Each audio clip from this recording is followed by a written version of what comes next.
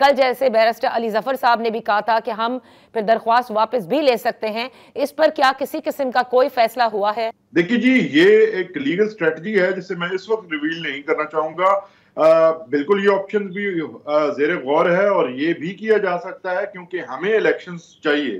اور اب یہ بیسک بنیادی طور پر آپ یہ دیکھیں کہ ہماری پیٹیشن کے اندر کسی جگہ ہم نے یہ نہیں کہا کہ آپ الیکشن روکیں، ہم نے صرف یہ کہا ہے کہ جیسے اب آپ کے سامنے ہے کہ لاہور ہائی کورٹ کے جو رجسٹرار ہیں ان کا ایک لیٹر بھی سامنے آ گیا، کلیم یہ کیا جا رہا تھا کہ لاہور ہائی کورٹ نے جیسے ججز کو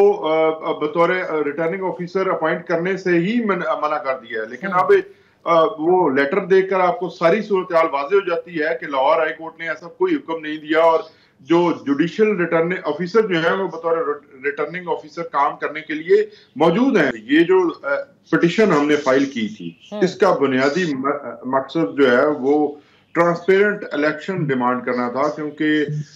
وہ سرکاری ملازم جو واش روم تک اپنی اوپر سے اجازت لیے بغیر جو ہے وہ نہیں جاتے، وہ چھوٹے سے چھوٹا کام جو ہے وہ اوپر سے انسٹرکشنز کے بغیر نہیں کرتے، وہ بطور ریٹرننگ آفیسر الیکشن کمیشن کے وہ کیسے کام کر سکتے ہیں؟ اور ان کی جو نیوٹرلٹی ہے وہ کمپرومائزڈ ہے، اور واضح طور پہ ہے، کیونکہ اس وقت جتنی بھی بیوروکریسی اہم سیٹوں کے اوپر لگی ہوئی ہے